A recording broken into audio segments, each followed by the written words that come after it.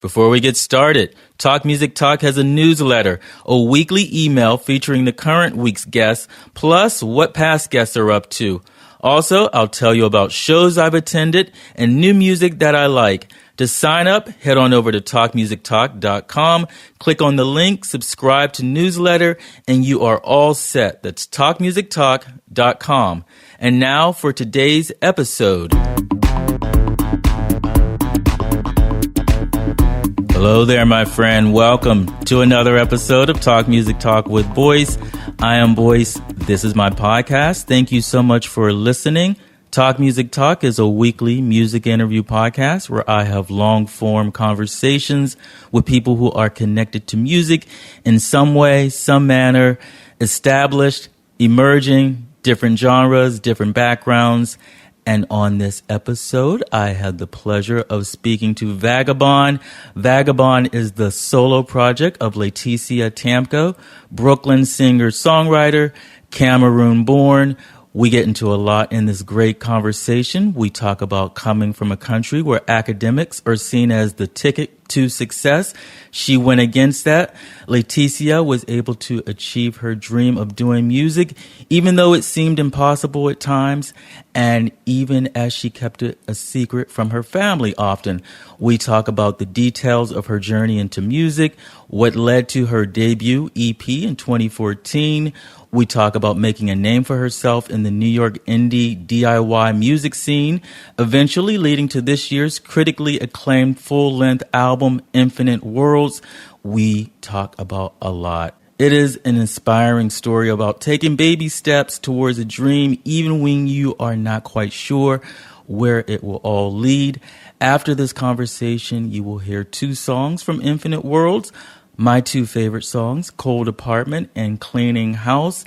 And just as a side note, we recorded this in Lætitia's Brooklyn home, and there are some ambient kitchen refrigerator sounds. Does not take away from a great conversation, and it's only for about the first 10 minutes or so. But here it is, without further ado, my conversation with Vagabon, Lætitia Tamko on Talk Music Talk. Enjoy. I know you took your title from Infinite Worlds from the poetry book. Yeah. The Crisis of Infinite Worlds by Dana Ward. Mm-hmm. I have not read it. Like, why? What did the book mean to you? I was reading that book while I was recording, Mm-hmm. and it was recommended to me by a friend.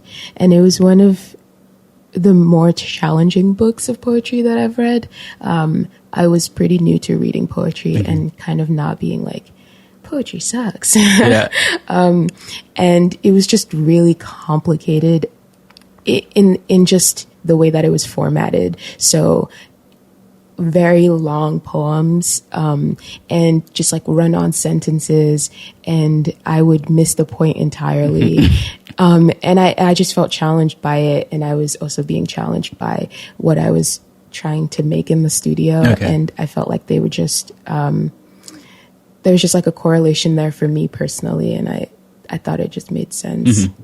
Were there like themes in the book that not you so connected much to? I think it was just my approach to diving into that book and my approach to diving into recording Mm-hmm. that seemed like symbiotic. Okay. And yeah. And what were you reading poetry-wise before that?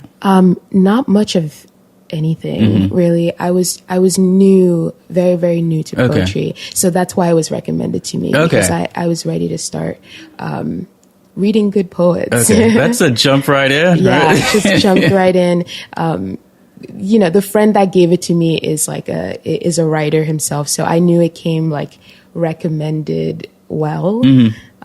So yeah, I just dove right into it. Okay, and from there, where did you go? Are you still exploring poetry? Yeah, I have way more books of poetry now. I just finished reading The Field Trio by Fred Moten. Okay. And that was really, really, really good.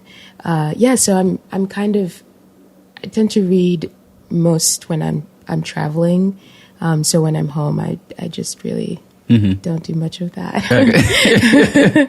Are you reading fiction also, just primarily poetry? No, or nonfiction? I wasn't very I was always a math and science person, and I never really dove into books that deeply. I think the first, like in my adulthood, the first book that I read, I think I was like 18. Yeah. And it was like Kerouac. Okay. And I was like, this is not for me. So I had to get recommendations next time around. So your math and science, you get to kind of avoid all of that. Yeah, at least I did. Not, I'm sure not everyone does. Yeah. Were you always a math and science person? Mm-hmm. How did you find that out? Like, what was the first thing that, like, I'm enjoying this? I probably in college, which is very late in life. I went into school for engineering, and I was good in math and science in high school. But going into college was a whole different experience because everyone kind of came from different like education backgrounds. So some people were international students. Some people went to public school. Some people went to private school. And I realized that all the international students were way advanced than I was, and probably most people in America were in math and science. So I had a lot of catching up to do.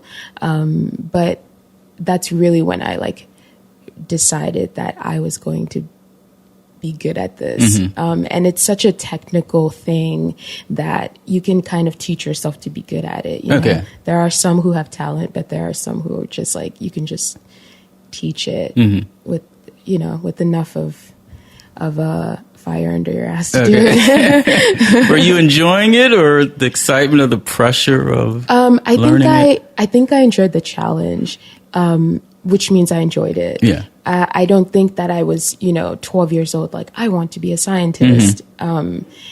I was definitely 12 years old, like, I want to be a musician. And then as I got older and, my environment was making me aware of the fact that that's, like, not possible to be a musician, I was like, okay, I have to find something else. And so I just picked engineering. Could it have just been anything? Yeah. And that's growing up in Cameroon? Yeah. Okay. So, why wasn't the environment conducive to that? Well, culturally, I think education is seen as the only path you can take to success, and the only path you can take to having a better life than your parents did, or your grandparents did, or your family did. So it came down really to my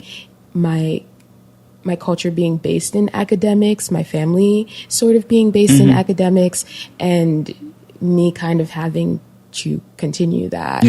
And it was seen very much as a plan A, you will be an academic. Plan B, you can be a musician. But kind of saying that, hoping that you never get to plan B, so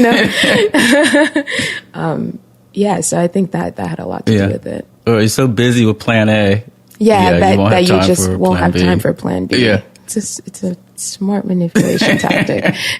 Because most people don't get to plan B once they start. Even just for time-wise. You get caught up, and next thing you know, you're at this job for 10 years and you never lived your dream. So was the music that at 12 being a musician, was that something kind of secret, or? I kept it secret just because it was taboo to even speak of trying to do something that is artistic and so fickle. So I kept it to myself. Okay, so how does that measure out with, because you think like Cameroon, there's such a rich culture of the arts and all that. So is it like certain people get to be artistic? I think they don't see it as art. Okay. They don't call it that. They just see it as kind of, they see it as entertainment, but not a job, or not something like artist is such a strange word to hear. So even, the Francis Bébé, who was a huge electronic musician. He's from Cameroon, like international. Manu Dibango, who had his song sampled by Michael Jackson. I think the large population of Cameroon as a whole see those people as stars. But I don't think that they, before reaching those like levels of Michael Jackson sampling my song, or I don't think that they were like, that's an artist. Okay. You know, it's kind of a very jump from like, you're someone in the town and then you're a star. Okay. Like all these in-between steps. Yeah, it doesn't aren't really. there. Okay. Yeah. That's interesting. And I'm looking at it from this Western view of your artiste. And Yeah, all right, that. right. And that language is not there. That understanding of art is work, being creative is working, is not really there. Yeah. So what music would you have heard that made you want to be that? What was the spark? That's a memory that I've been trying to remember for a while. I mostly, the music that I grew up listening to was the music of people from Cameroon or from Eastern Africa, like Mali.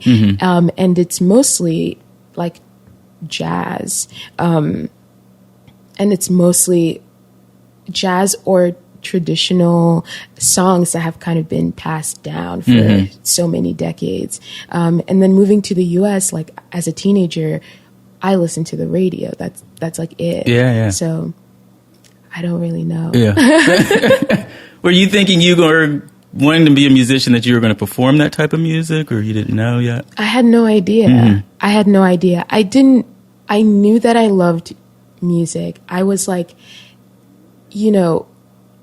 14 years old, like looking up on the internet, like studios, and I had no idea what I was doing. And I would call these like studios, and I would ask, like I would pretend like I'm my mom, and I would ask to come in, and just like a clueless 14-year-old.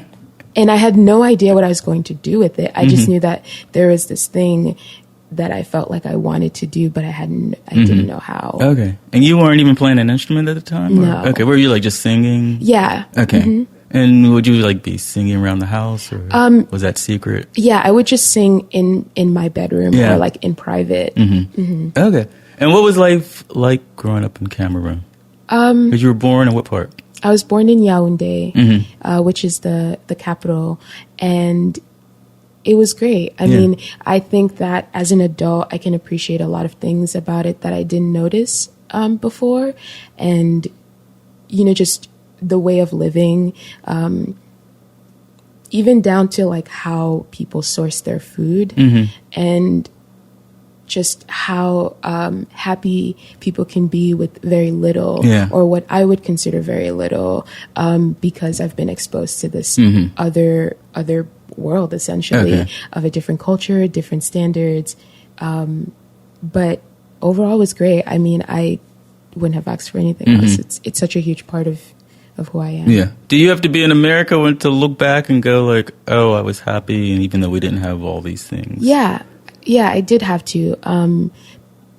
Because I guess it just comes down to like your worldview. And if my scope of things just started and ended in Cameroon, I wouldn't know that there are so many other things. It just wouldn't be part of my world. So it was definitely important to like be in America and to see things and to see how people behave, to like even see a difference. Were you having dreams of being in America? No. Okay. It never even crossed my mind. Okay. Yeah.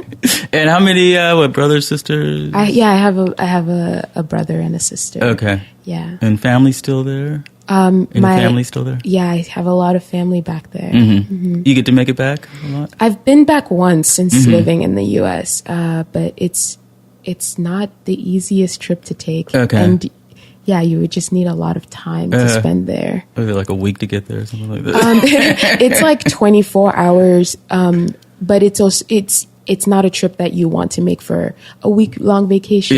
You kind of want to spend, 2 months if you can. Yeah. Okay, I get that. And so what brought you to America? What age? At 14, just my parents. Yeah, I had no... I didn't even have America, New York on my mind. Yeah. Probably didn't even know anything about it.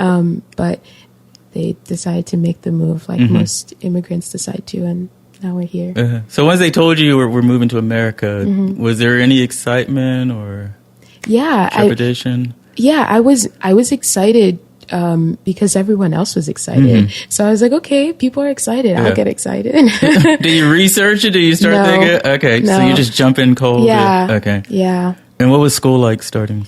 What part of New York? Well, I first moved to Harlem. Okay. That was the first place that we lived. And we lived in a very small 1-bedroom apartment with me and my entire immediate family. Yeah. And Harlem was great because there's a huge African population. And I started school not long after coming. And in school, I think overall has been a challenge. It just because of you're developing as a person, and then on top of that you're learning all of these things, and you're learning social norms and a whole different social culture. Even something as small as looking at someone in the eye is something that is so common in Cameroon, or they just staring, but it's not called staring. And just little things like that you kind of have to learn is different. And doesn't have a negative connotation there. While here, what are you looking at? Right, exactly. Yeah. And was it easier having or do you remember the African community? I don't. We were pretty sheltered. We just, I maybe my memory is serving me wrong, but I just remember it being our family, my parents and my siblings.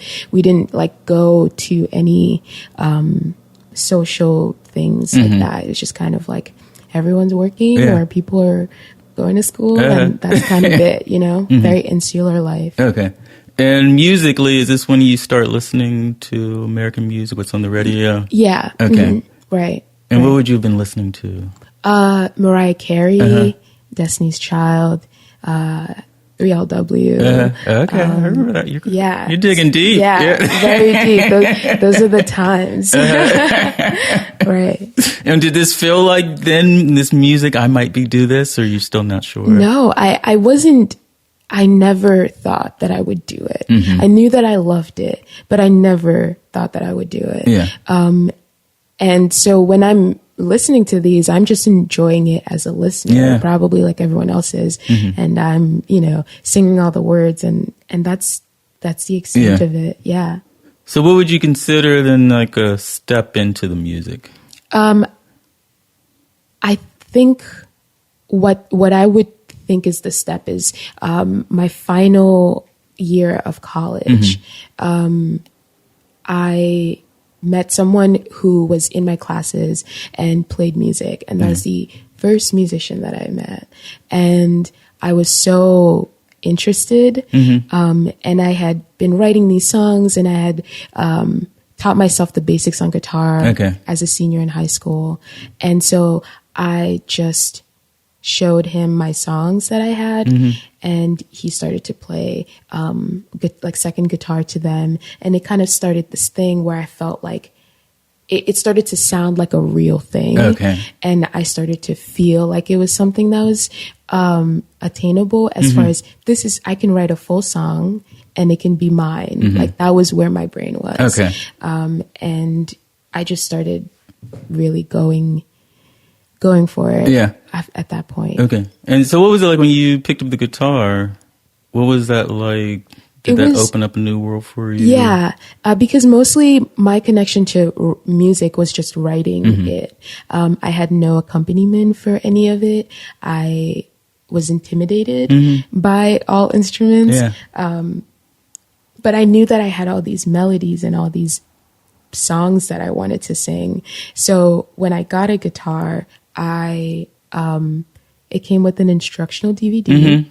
And I went through the instructional DVD and studied like I know how to do. And then that was it. I was like, okay, it's kind of like completing a course. It's like, okay, I finished that.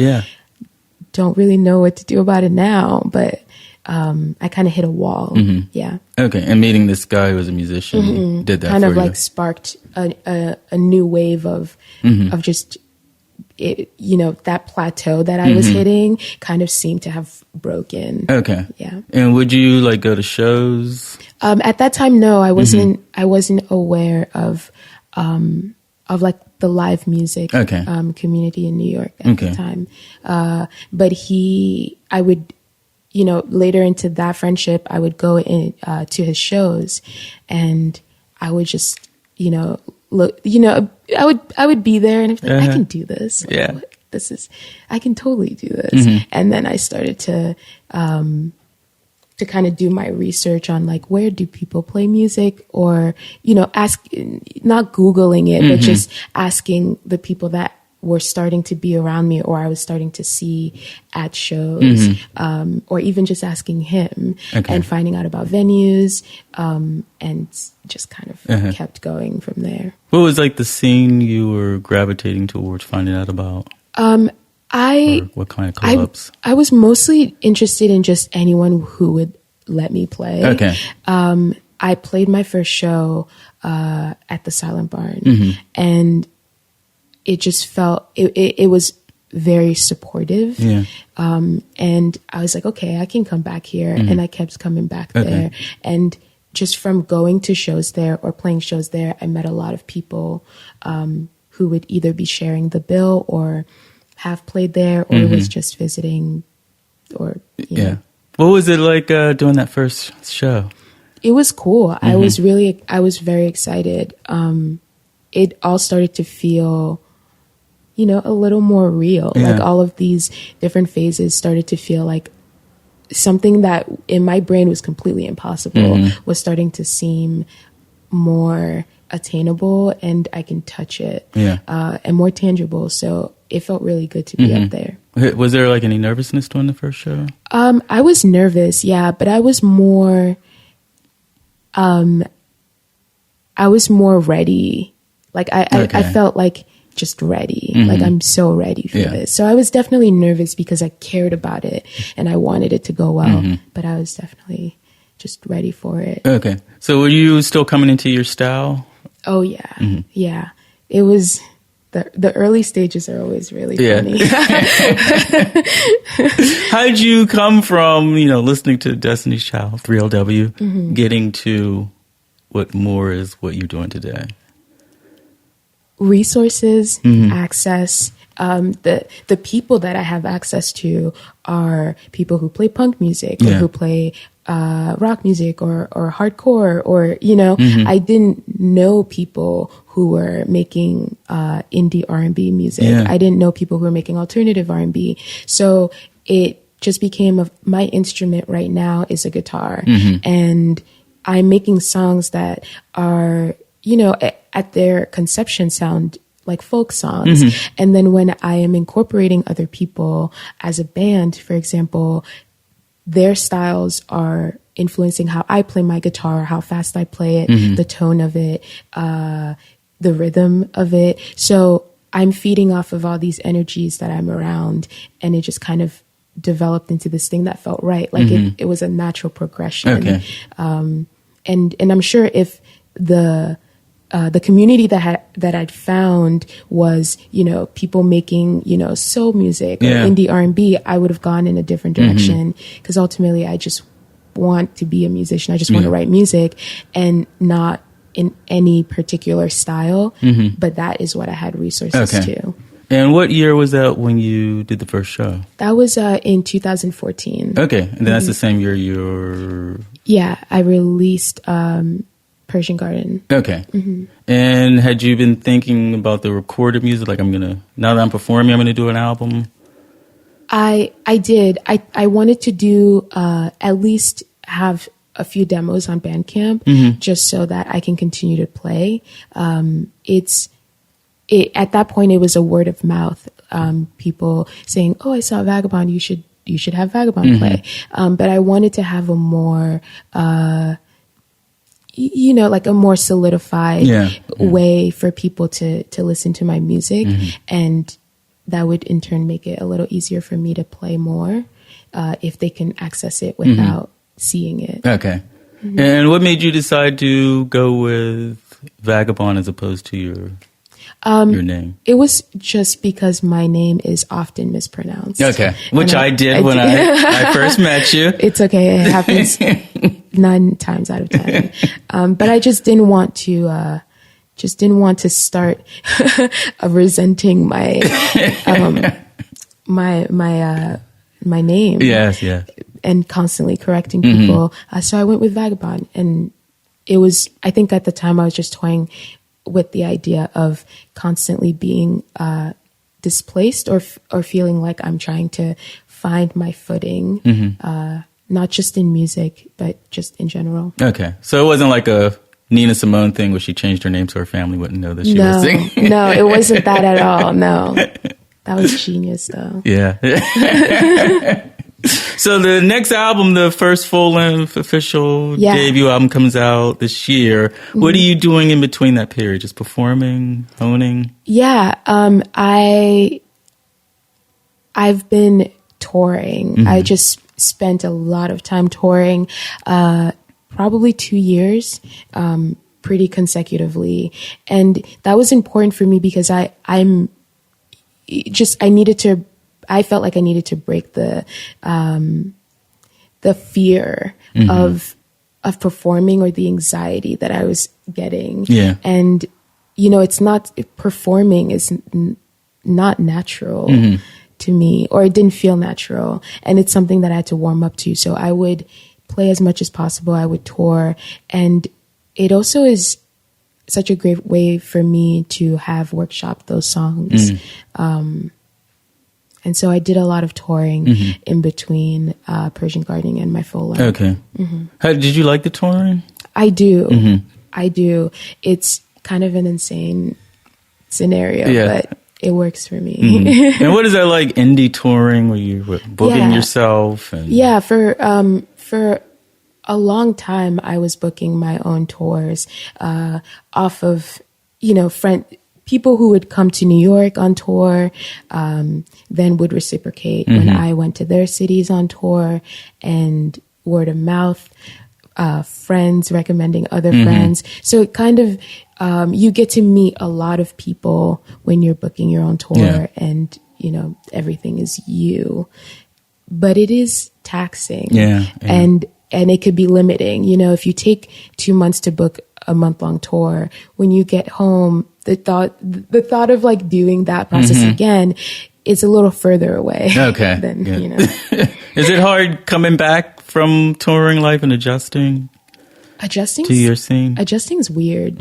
I'm sure it differs for a lot of people, but it can be a drastic jump from having your entire day kind of scheduled to not having that, or just being in a routine. And it takes me a little bit of time to come back to normal life. Yeah, because everybody else's life has still been going on regularly, and now you're popping back into it. Right. It feels like you press pause on your life, but you're still living like 7 lives. Yeah. So when do you start planning, for Infinite Worlds to start making that? I was waiting until I had enough songs to start recording, and that I was concrete in those songs. It didn't end up working out that way, but that's what motivated me to say, okay, now I should find out where I'm going to record this album. And 2 years touring an EP was a lot. It's a lot without new material, and so I really wanted to push myself in gear to make more music. Okay. So on the road, what were you doing, like the EP and then covers or unreleased stuff? I was just playing the EP. Okay. Yeah. Okay, that did a lot. And changing the configuration of it, changing arrangements of it pretty frequently, which is another workshop tactic for me, but also allows people who have seen me play to get to see them in a different way. Yeah, yeah. so they can come back multiple times. Mm-hmm. Yeah, exactly. That's a good tactic. Yeah. And were there like any goals going into making the album? Like, I want to do this differently. I want the album to sound like this. My main goal was that I was all over it. Mm-hmm. In Persian Garden, I stepped back from my vision because I wasn't firm in the thought that I was a musician or that because I didn't have training or I didn't have as many years into it as some people around me, I didn't feel like I could kind of call out something and like have it happen. Mm-hmm. So it was me taking a step back just so I can have a tangible thing. And I was just surprised that the songs that I had written in my bedroom was, sounding like a real song. Yeah. And this time around for Infinite Worlds, it was important for me to have it be my vision and for me to be all over it and for me to have a hand in every single part of it. Okay. Because you're playing most of the instruments on it? Yeah, most of it. And a few session musicians helped to actualize some things that I technically couldn't do. Okay. What else you play besides guitar? I play drums, bass, and keys. Okay. So where'd you pick up all of that? I learned drums and bass for Infinite Worlds. Okay. So I was teaching myself how to play them just so I can arrange these songs. Oh, I love this. Yeah. I didn't know it was that new for you. Oh, that's wonderful. New. Yeah. Okay, cool. And so, the album comes out, you've been getting good buzz and all that. How is that going from DIY venue world to now being into more like a national spotlight? How are you handling that? I think I'm handling it okay. Oh, you're still in it, so I guess. I think there are a lot of people have a lot of different opinions on DIY and what that means for them. Okay. I think for me, it means like being independent and doing things on your own. But for me, it's not necessarily a title that is all encompassing and like forever. Yeah. Not that I see it as a stepping stone, but I see it so directly linked to resources that, of course, I made the EP in a basement. That's all I could have made the EP in, or of course, I used bass and drums for my instrumentation. That's all I had access to. So with more access, I think that naturally I'm going to be gravitating towards challenging myself with new things.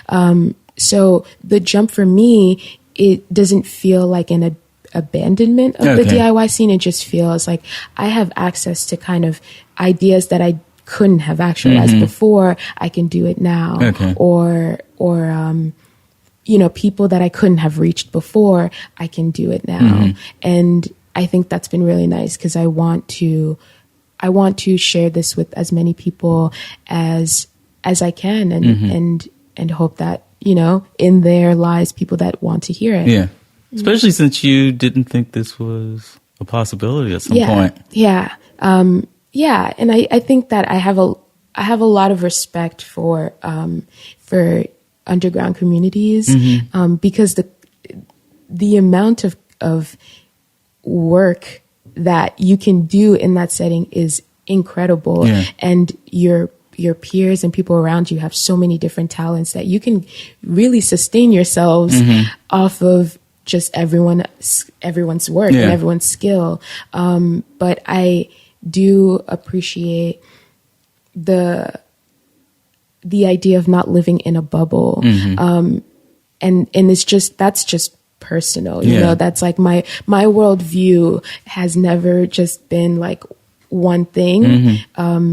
And I also think that I see things like having music as your job or art being sustainable differently because it's something that I'm going to put my entire self into.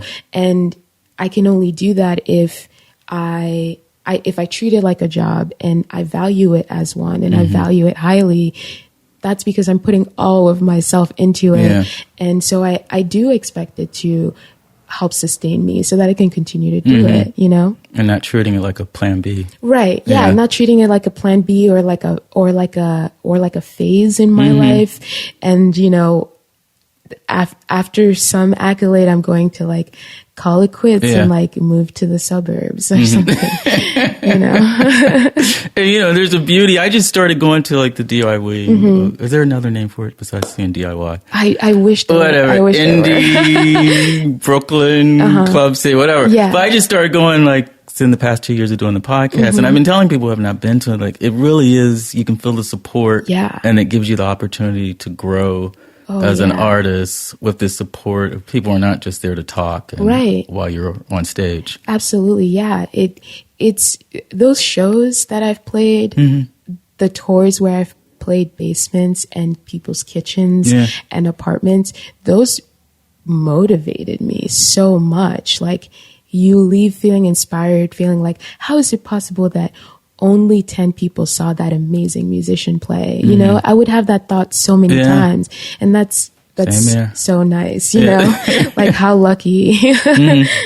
And that it should be encouraging for people that if they want to do it, that there's a place for that. Right. Yeah. Absolutely. Now you don't have to wait to be like discovered, you know, we have so much power in like culture now. Yeah.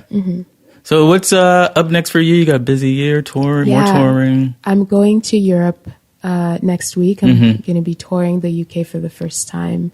And I'm touring pretty consecutively for the next 6 or 7 months and just focusing on that and writing whenever I can. Yeah. That's cool. And you've got some, Tegan and Sarah days? I have, Tegan and Sarah on June 7th, 8th, and 9th. Okay. And those are all East Coast dates. Yeah. Yeah, I'm really excited. I'm like so excited for you. Oh, I think this is so cool. Thank you. Yes, I wish. Thank you for doing this. Yeah, of course. This is fun. Okay, and I have the best place for people to keep up to date with everything you're doing online. Yes. I am on Facebook, Vagabon, with no D at the end. I'm on Instagram as Vagabon, Twitter. And I post all my tour dates on almost all of those. So you can find me there. Or Vagabond on Bandcamp, Spotify, all the places that you listen to music. Okay, and people should definitely get the album. Yeah, Infinite Worlds. Yes. And I have to mention, when I saw you perform over the weekend, you do the Embers. How is it everybody singing the song back at you? Yeah, it's really cool. It gets me every time because I think I still can't believe that people like listen to this. I can't believe that they listen to it enough to know the words. It gets me all in my heart every time. Oh, that's so sweet. Yeah. Well, thank you, and I wish the best for you. Thank you. Sure. Thanks.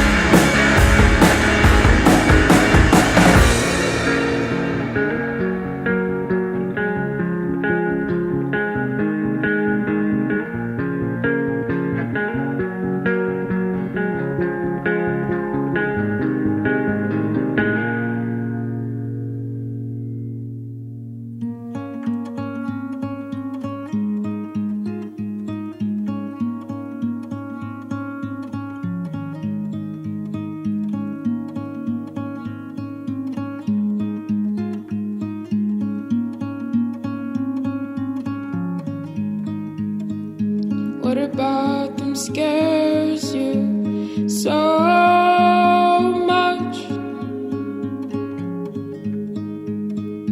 My standing there threatens your standing too.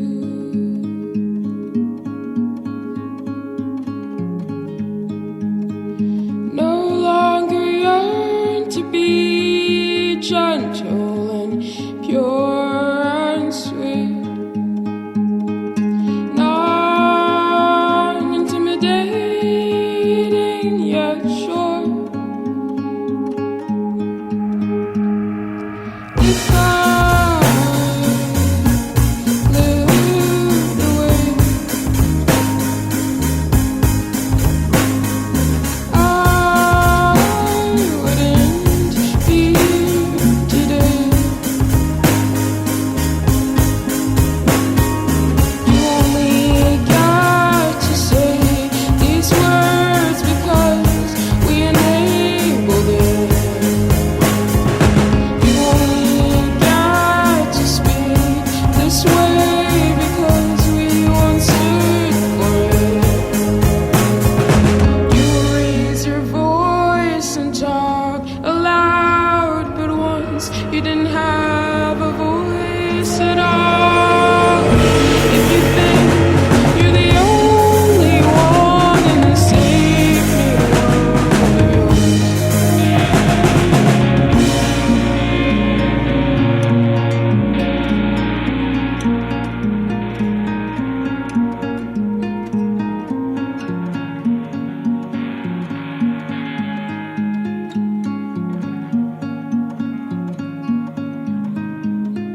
so long, my old friend.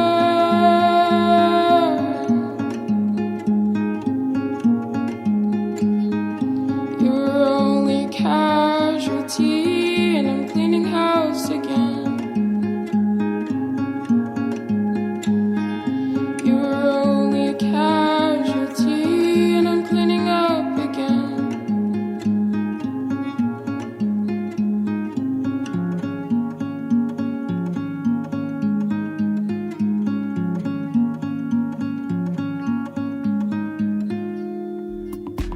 And there you have it, 2 tracks from Vagabond's wonderful Infinite Worlds album. That was Cleaning House. Before that, you heard Cold Apartment. I just love her voice. I love the album, and she's really super nice. Lætitia Tamko, I hope you enjoyed the music. I hope you enjoyed the conversation. Make sure you get Infinite Worlds on Bandcamp. It is on vinyl. You can get it digitally also. Vagabond.bandcamp.com. And remember, Vagabond does not have a D at the end. You will also find all of her social media links on her Bandcamp page. And I'm going to make a bold prediction. I predict end of the year, Vagabond is going to get a new artist nomination for a Grammy. That is my prediction. You can check that out later in the year and see if it comes to fruition. I really hope so. I really do wish the best for her. She's just a super talented person doing great music. I am online several places, several ways. TalkMusicTalk.com for more podcast information. I also have my own personal website, which is thisisboyce.com. You can read excerpts from the novels that I have written. You can also check out my music there. And if you are on Instagram, please follow me at thisisboyce. Call to action for you. Please download the Talk Music Talk app. It is free for iPhone and Android, and you get every single episode of this podcast wherever you like to get your apps. Or you can subscribe to the podcast on iTunes or Google Play. And once you do, please leave a rating and or review to help spread the word about Talk Music Talk. And one final place among many other places that you can find the podcast, it is on SoundCloud at soundcloud.com/thisisboyce, starting with episode 100 with Carlos Dangler, formerly Carlos D, the Interpol bassist, former member. an exclusive interview with him talking about why he left the band for the first time in detail. Also at that SoundCloud link, you will find my music. Again, that is soundcloud.com/This Is Boyce. And once you subscribe or download the TMT app, I have a back catalog suggestion for you. Episode number 5, going way, way back with Jack Lucy, singer-songwriter, calls her music urban folk. If you like Vagabon, I know you will enjoy Jack Lucy. Plus, she plays an exclusive TMT performance. That's right, from Jack Lucy, the amazing Jack Lucy, episode number 5. Check it out also. Thank you so much for listening to this episode. Till next time, and there will be a next time. This one's for you, Liz.